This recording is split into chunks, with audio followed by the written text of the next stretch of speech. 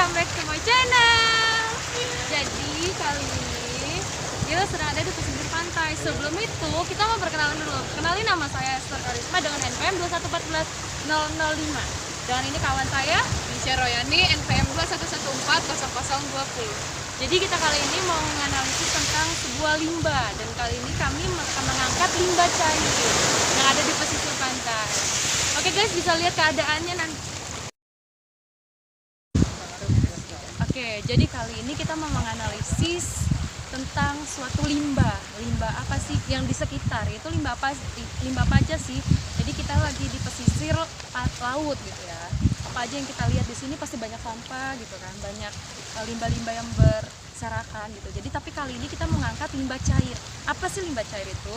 Limbah cair menurut peraturan pemerintah RI nomor 82 tahun 2001 tentang pengelolaan kualitas air dan pengendalian pencemaran air, menjelaskan bahwa limbah yaitu sisa dari suatu hasil usaha atau kegiatan berwujud cair, berarti yang berair-air gitulah ya, berupa sisa hasil produksi atau aktivitas. Wah, apa aja sih yang berupa cair itu, apa sih mau apa aja sih gitu kan. Jadi kali ini kita mau ngangkat suatu kasus yang ada di daerah Teluk ini juga, yaitu lebih tepatnya di Panjang yang terjadi di bulan Maret kemarin. Oke, jadi kali ini kita mau mendengar suatu artikel penjelasannya dan dari warga setempat maupun kita cari-cari dari berita. Oke. Ya. Kemudian kita di sini akan membahas tentang limbah B3. Limbah B3 itu limbah bahan berbahaya dan beracun yang tidak dapat begitu saja ditimbun, dibakar, dan juga dibuang ke lingkungan. Karena limbah B3 itu kan dapat mengandung bahan yang dapat membahayakan manusia dan makhluk hidup lainnya. Contohnya seperti di perairan laut ini tuh. Ini kan banyak sampah-sampah begini nih ya. Terus juga kan kalau di laut-laut gitu kan banyak limbah-limbah B3 itu, contohnya seperti oli dan minyak. Kemudian oli itu kan berasal dari bekas oli bekas apa sih namanya, kapal-kapal besar gitu ya. Iya. Terus oli tersebut itu kan termasuk limbah cair yang tentunya berbahaya karena oli tersebut termasuk kategori bahan kimia limbah berbahaya B3, di mana komposisi kandungannya berupa campuran hidrokarbon, bahan kimia aditif, dan beberapa sisa hasil pembakaran yang bersifat deposit, asam korosif, serta logam berat yang bersifat karsinogenik. Kemudian karena adanya limbah B3 di perairan kayak gini kan dapat menyebabkan ikan-ikan di laut itu mati, dan kemudian itu juga bertimbal balik sama kita para manusia yang nantinya kan bakal mengkonsumsi ikan-ikan di laut. Kemudian selain itu juga dapat mengurangi mata pencarian kita sebagai manusia itu sendiri. Kemudian tim kami pun berkesempatan untuk mewawancarai salah satu warga setempat untuk dimintai keterangan mengenai terjadi pencemaran limbah oli di pesisir pantai Panjang, Bandar Lampung. Jadi gini Pak, kejadian ini kan udah sering terulang gitu Pak ya. Sejak kapan sih Pak wilayah tersebut tercemar oleh limbah?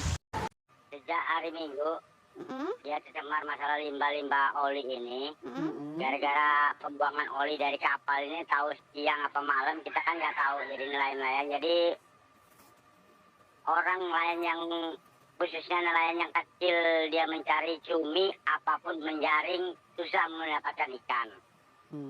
Ini sudah berapa kali kejadian kayak gini. Dulu pernah kayak gitu, kejadian itu lagi limbah minyak CPO. Udah limbah minyak CPO diulangin lagi, pembocoran pipa aspal dulu daerah pelabuhan.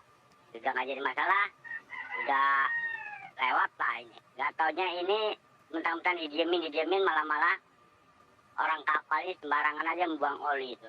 Tapi kita nggak tahu kapal yang mana, kita nggak tahu juga itu. Kenapa sih Pak bisa dibilang itu oli dari kapal? Sebabnya kita ngelihat oli ini bukannya sedikit ini. Kalau dia oli dari perahu paling dia 5 liter, apapun 10 liter nggak begitu banyak dari perahu-perahu itu. Ini bukan sedikit ini. Sampah di pinggir pantai tadinya hampir 50 meter lebih dari bibir pantai ke sana ini orang tiap nyilam pasti kena oli badannya. Apapun jaring di pinggir pantai ini nggak bisa lagi menjaring. Sebabnya jaring itu bukan warnanya jaring lagi, udah warnanya hitam semua. Kalau sekarang ini makanya alhamdulillah sudah ada 5 hari ini, 6 hari ini, mungkin keadaan kita ini sudah agak bersih lah pokoknya. Tapi di pinggir pantai masih ada oli-oli bekas. Nah, memang sebelumnya awalnya radius jarak berapa sampai ke tengah laut? 50 meteran dari bibir pantai ini. Dan ini kan kejadiannya terulang kali tuh Pak.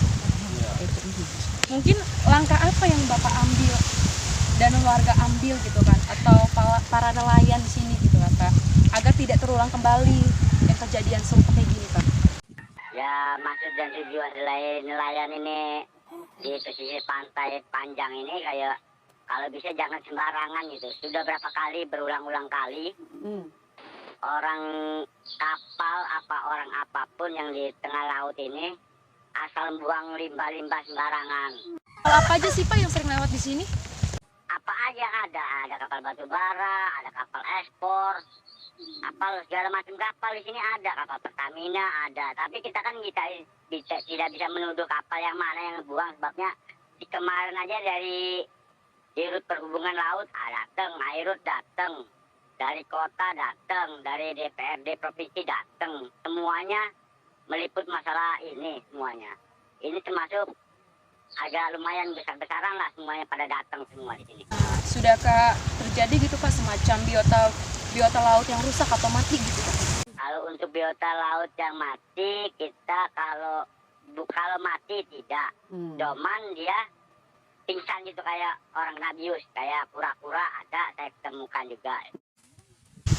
Ada juga nih Pak kekhawatiran ketika misal ikan itu dikonsumsi, padahal itu kan tercemar oleh zat kimia gitu kan, dan dikonsumsi oleh masyarakat, dijualkan dan juga kan jadi berbahaya gitu Pak. Ya benar.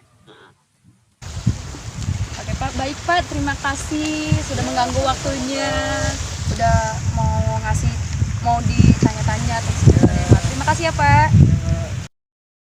Guys, jadi kesimpulan yang bisa kita ambil, kita jangan buang sampah sembarangan, maupun sampah plastik maupun botol, itu jangan sembarangan dibuang karena itu nggak bagus banget.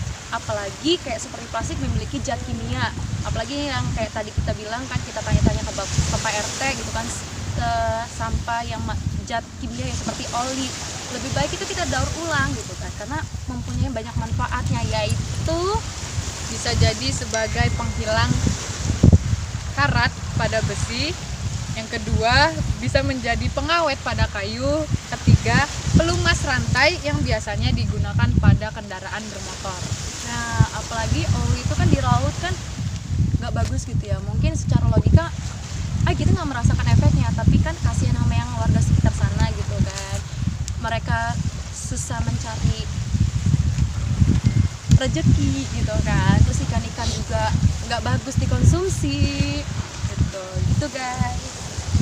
Yang dari analisis kita yang kita cari tahu tentang limbah, kami ucapkan Banyak-banyak terima kasih dan wassalamualaikum warahmatullahi wabarakatuh.